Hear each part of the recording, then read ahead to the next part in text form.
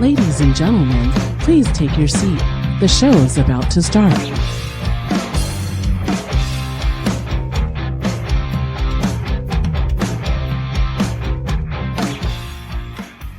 Hey guys, what's up? This is Phoebe. And this is Mike. This is a Mike and Phoebe show, and joining us in studio is a regular guest from the City of Perris, is the Public Information Officer, Stephen Hale. Hey, Stephen. Hey guys, thanks for having me back again. Yes, Good good to morning. be back in Good morning. studio. Absolutely. We're always excited to chat with you, Yes. get the inside scoop of what's been going on in the City of Perris. Yes. Now, recently I saw on social media you guys had the Unity Walk in February, right? Yes. So February is Black History Month. And so we've been trying to do what we can to recognize our Black history in our community. That goes with our employees, council members, and of course our residents.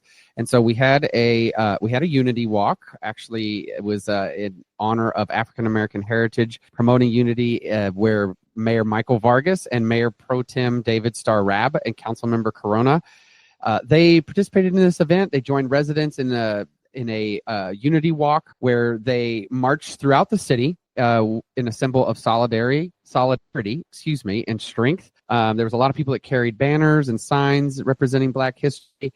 After the walk was over, they went back to the City Hall campus and had an afternoon of education and entertainment. They had a bunch of vendors out there. There was some good food. There was guest speakers that highlighted some of the achievements of African Americans throughout history. There was some spoken word poetry, some music, dance, all paying tribute to Black culture, and everything that was on site. All the community organizations and Black and businesses that were on site were all Black-owned businesses. So that was a really cool experience for the day. It was a good Unity Walk that we had, and really just putting forth our effort into promoting Black history. And if you're following us on the Muse and stuff, we're doing our little field reports this week are all this month are all on Black history, and one of our staff members, Jordan McClanahan, is doing some amazing work where he summarizes into short videos 60 seconds in Black history. And so he talks to us about some key figures, and they're really cool segments that are in the Muse. They're also on our social media accounts, but check those out. It was a great day at our Unity Walk. We had a lot of fun,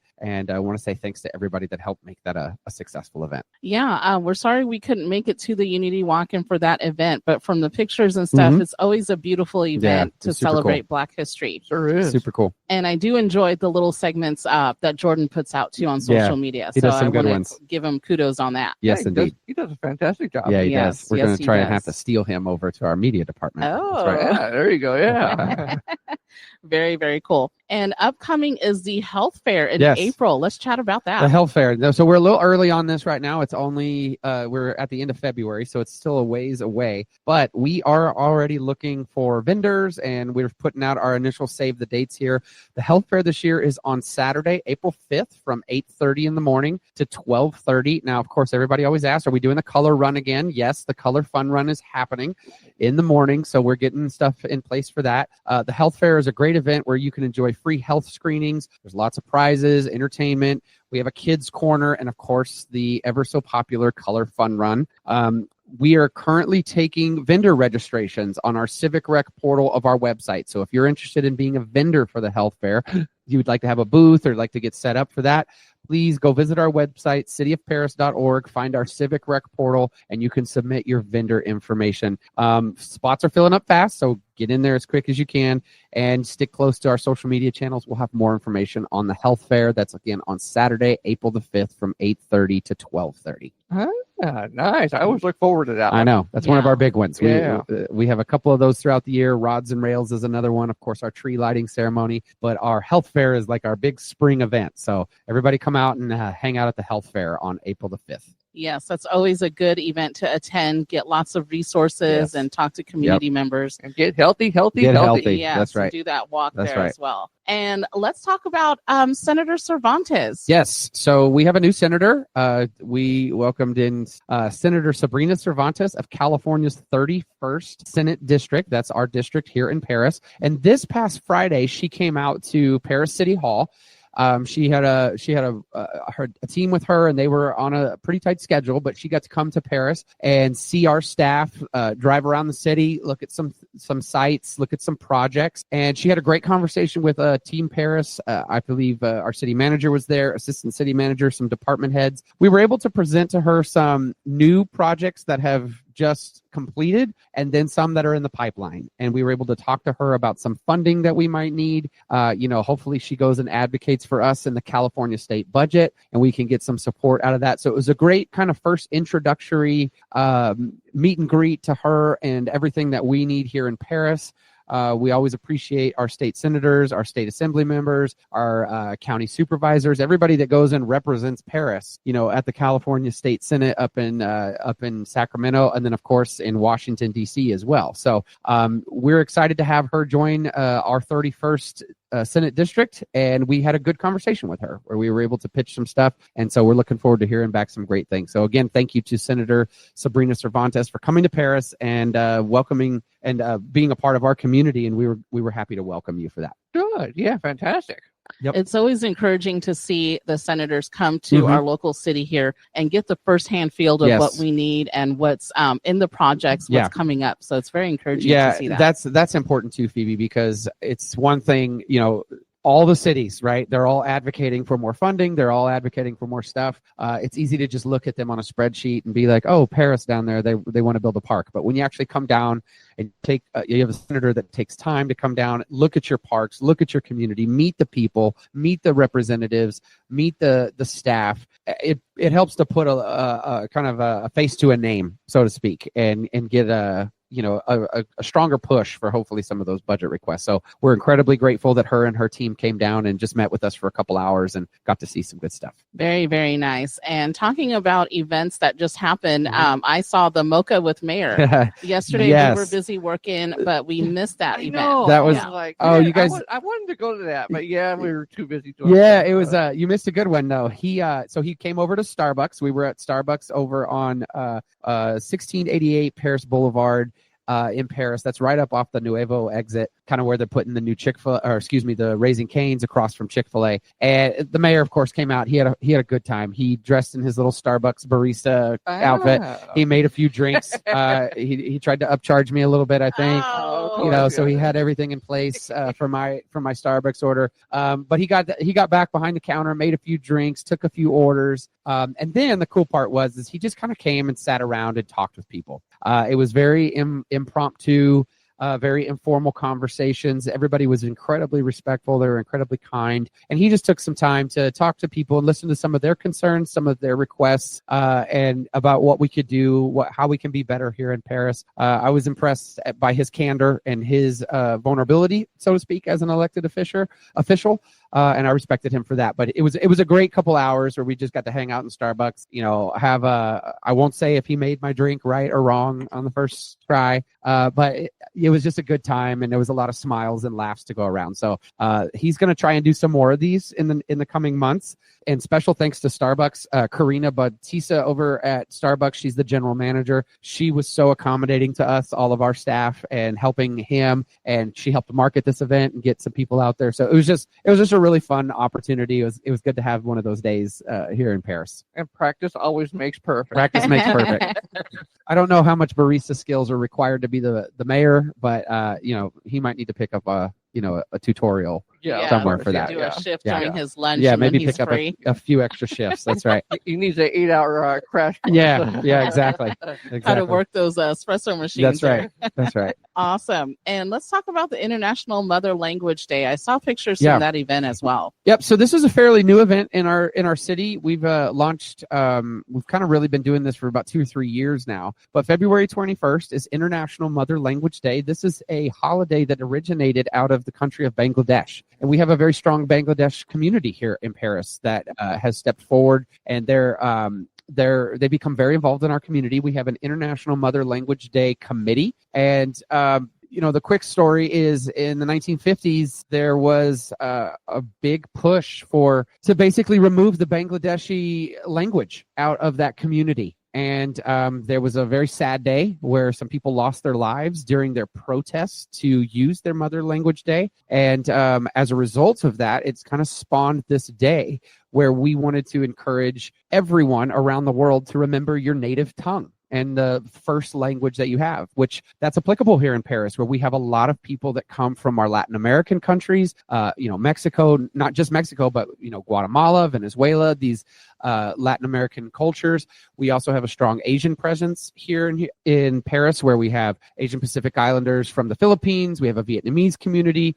And so there's tons of culture in Perris. And so this idea of International Mother Language Day really resonated with us. And when the Bangladesh community came to us a few years ago and asked us to proceed, our city council, championed by Mayor Vargas and council member Corona specifically, they built a monument over at Cesar E. Chavez Library, over at the new library. And you can go over there and see this beautiful monument that we built. That is the first monument that has been built in the United States by a public entity. There are 2 private ones throughout the world, but we are the first here in Perris to build a monument for International Mother Language Day, and it is a beautiful monument. We have a park that's named out there as well, and some other features. Like I know there's a Bangladeshi International Mother Language Day section of the library that you can go to and read some literature on that. But this day on the 21st was International Mother Language Day, and Mayor Vargas, Council Member Malcolm Corona, and our new council member Elizabeth Vallejo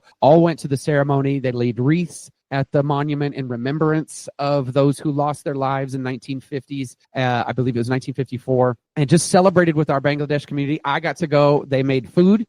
There was some curry that was out there where I know that they were making that curry, Mike. I think they said they made it for almost 2 days. They slow cooked it. It was amazing. Incredibly spicy. Spicy. But it was so good. And we just had a great time recognizing that. And again, we just want to express as a city how important it is that when you come to our culture or come to America, when you're in our community, when you're in our country, we are a melting pot. And it's important for you to remember where you came from and to remember to pass down your family traditions and your heritage and your language down to future generations. And that is kind of the vision and the theme of why the City of Perris wanted to kind of partner with our Bangladesh community and move forward with this. So it was a great day. If you have not seen the monument, I encourage everybody to go over to the Cesar E. Chavez Library outside there. It's just a beautiful monument. It's a really proud moment for Perris. And I'm so glad we took the time to do this. But it was a great day, and it was great for our entire community. I think they were streaming to several thousand people back in Bangladesh for this community. So we're in Perris, but we're still being seen and viewed around the world. That's pretty cool. Good. That's one thing that I always appreciate about City of Perris, that they love to incorporate different cultures, and they celebrate the different cultures too. Yeah. So, and I've seen that that monument there at the Cesar E. Chavez Library. It is beautiful. It is so cool. Yes. Yep. It was a great day for everybody involved, and I can't wait for the next one because I want some more of that curry. Oh, yes. yeah. Especially when you did that for a couple of days. Oh, right. So let's talk about the Muse 200th episode. That is amazing. What a milestone. 200 episodes. So the Muse, today we recorded our 200th episode that's coming out later this week, or I don't know, do you call it episodes or editions? I think it's they're editions because they're technically on TV or whatever. I don't know. It doesn't matter. But it was our 200th one. We started this in 2020. We opened our Clarence Muse Center in February of 2020. And then if everybody remembers, the world kind of shut down end of March and end of April. And we had no way really to reach our residents other than social media and the Muse. And at the time we called it the weekly update. And then we ended up changing the name after, I don't know, probably 10, 15 episodes and going, why don't we just call it the Muse? Instead of the news, it's the Muse, and it's named after Clarence Muse. So that's where our little play on words came. But I have had such a fun time doing the Muse. We've tweaked it and adjusted it. It used to be a longer form of a program where I want to say we used to do like 8-10 minutes, and now they're cut down way shorter, like 2 or 3 minutes. They're kind of quick hitting, like little news packages talking about things going on in the city that are happening or have happened or are about to happen. And we've got a good team around us. Myself, we have our digital media supervisor, Eva Hambley, who helps with that. We've got our new personnel, Abby Hernandez, that helps us with a lot of our graphics department. Serena Marie, who also helps with some of our video components. And then we also have our intern, Hector Aguilera, who's been helping me with some, video research and stuff. And our entire team, we do an incredible thing. And our surrounding cities don't do this kind of stuff. We have some, I don't want to call them competitors, you're our good friends in our neighboring communities, but surrounding cities, they don't reach their residents with a TV studio. We've been blessed and fortunate enough to have a TV studio. We've got a team of people who can operate that TV studio. And now to look back over where we've come in our last 5 years and say, wow, this is our 200th episode, Mike. I mean, that's pretty cool. Yeah. That's a really cool milestone. And I just can't wait to see where it goes from there. So for everybody that watches, thank you for watching. Please continue to share our content of the Muse. It airs every Thursday at 10 a.m. on Perris TV on our YouTube channel. Also in our local, if you have local cable and a public access channel 3, you can watch it as a Perris resident. You can also watch it on our Facebook page as well. And it is just, it's been an honor to be a part of that. It's been an honor to host that show and do that. And I look forward to seeing where we go from here. Who knows where we'll be when we hit our next 100 episode. Yeah, 300, 400, even. Let's keep going, man. Let's keep going. So it's been cool. And to add to that, Stephen, you can also say that it's being reshared on local radio. That's right. Hello, That's right. With Alternative Twist, you guys are my guys. You guys were our first supporters, and so you're gonna continue to be a supporter for us. And every week, we love it. We appreciate that you guys go out and share our audio version of the Muse, and man, that's so cool. So thank you guys for your continued support. We're honored to do it. Yes, indeed. We're definitely honored to do it. And so as with that, this is basically the end right now. Yeah. So stay tuned and always follow City of Perris online on their social media, on their Facebook and Instagram and YouTube at City of Perris. Yes. Thank you so much, Stephen, for coming in. We look forward to the next episode with you. Yes. Thank you, Phoebe. Thank you, Mike. See you guys. 201. Yeah. Yes. Thanks for listening to the Mike and Phoebe Show on Alternative Twist Radio. If you missed any past episodes, just search the Mike and Phoebe Show or Alternative Twist Radio on any major podcast app.